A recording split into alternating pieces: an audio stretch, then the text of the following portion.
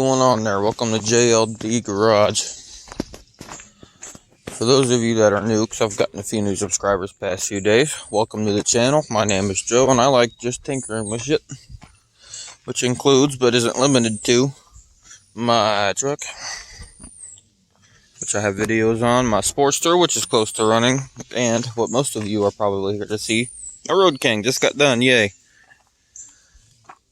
However, y'all, I got some sad news. So, other than the little minor paint defects, which, whatever, I'm going to get those fixed. I don't care right now. I just want to get it riding. The cheap Amazon bags, they're a little feisty, but they do shut. It does polish up pretty nice. What I'm here to show you, I'm sure you already see it. That right there. Big, nasty dent. Oh, but that's not all. We got one right here, and we got one right here in the middle. So needless to say, I was a little upset when I pulled in Saturday. From a great ride, by the way. I mean, hanging out with buddies, hit up this great little Mexican restaurant. It was just a good time. Second of all, this bike gets compliments everywhere. Back to the dents. So, this bike's got almost 52,000 miles. It's like 30 miles shy, maybe. So she's been around the block a few times, so to say. I called 2 different Harley dealers, a local mechanic, and my buddy Jerry at JLH Choppers that actually touched up the paint. My boss Ed did the original paint job, but it was super thin and runny, pain in the ass to work with, so I had a local guy, a little more professional, touch it up for me. You can find JLH Choppers on Facebook, actually. Anyways, back to the dents. Best I can figure, and what every mechanic has told me, is this has probably not had its 40,000 mile service done, where they go through and they just rebuild the seals and they do the fork oil, all that fancy shit. Because I had a pretty nasty pothole like 10 minutes from the house yesterday. So best I can figure is it bottomed out. That one hit the crash bar. This middle one hit this up here, which that's a bit of a drop. And then this one hit this bar. Best I can think. Now, this does have a fender lift on it to accommodate the 21 inch, but it's only from that bolt hole to that bolt hole, so it's really not that high. It's just high enough to get the fender to clear. That being said, because I've spent every dollar I had, what is that? A little black smudge right there. Just dirt. Alright, we're good. Getting this thing done. So I'm kind of broke. So it's going in the weekend of the 26th to 27th to get fixed. It's still rideable. And I'm sure you older Harley guys will know these front brakes make all kind of noise while you're riding. My old Sportster did it. This bike does it. It drives me crazy. It really doesn't sound right. So they're going to look at that too. They work fine. They work great. It'll stop this thing immediately. But it's going in to get service done on her, so she'll be fine. And then as soon as I know that's fixed, they take a test ride or two. The fenders will be coming back off, and it will be getting sent back to the painters to get fixed. So, like I said, annoying, but we can deal with it. Slight bump in the road for her age. While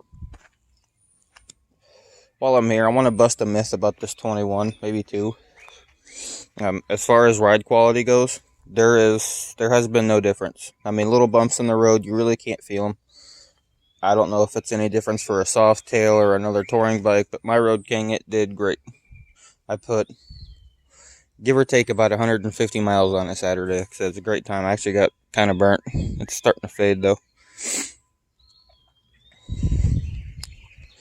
But the 21 does handle really nice. I did have it on the highway for about a half an hour, doing speeds of about 70-75 on average. And it does float a little, like it'll do like that shit. It's not as bad as, it's not that bad. It does make you a little nervous the first time or two, which I've been told it's because of the laced wheel. I don't think there's anything wrong with the bike, but I'm also kind of an idiot when it comes to that shit, so maybe it's something I did, but otherwise it's been great. Yeah, just like I said, compliments freaking everywhere. And don't cheap out on the bags. Get nice bags. I mean, they look nice. They painted up pretty good. Maybe if I would have used the stock Harley lids, they'd close a little better. I'm not sure. Overall, they're not bad for their price. I think they were like 100, 120 bucks.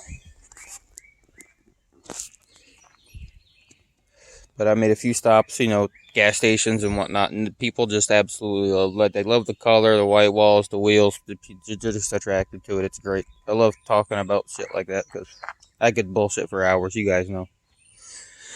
Anyway, let's go over to the shit box. Well, I know cars are called shit boxes. What are bikes? I don't know. I'll just stick to shit box. It's dirty. It's filthy. It's been sitting outside. So she needs a good cleaning. But it will be running soon. I got to finish hooking up the gas tank, the exhaust, fire it up, break in the 1200 kit. And then once I know it runs, get some miles on it. All of that's getting chopped. And a Springer seat. Probably hardtail struts. If not the struts, at least the smallest shocks I can find. The shortest ones, I guess. Because, I mean, this damn thing, it's a monster truck. Those are like 14-inch shocks, I think they said. Guy bought it off a buddy of mine. The turn signals are wired up and the plate light's mounted up. That light actually isn't wired anymore, so we can just chop that and not even worry about it.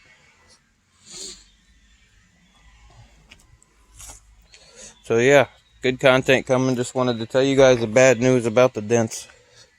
And before I forget, I don't have the money quite yet. Kind of broke until payday, but that's alright. I have in my cart a helmet mount and a mic adapter and microphone for my GoPro I picked up. So I can mount it to the helmet so we can actually start making motovlogs. Between the exhaust and the fact I've never edited videos before or talked at a high rate of speed into a GoPro microphone, I don't know how they're going to come out, but bear with me, there'll be a few test videos. So, I don't know, we'll see. I could sit here and talk all day, but that's the short and curly of it.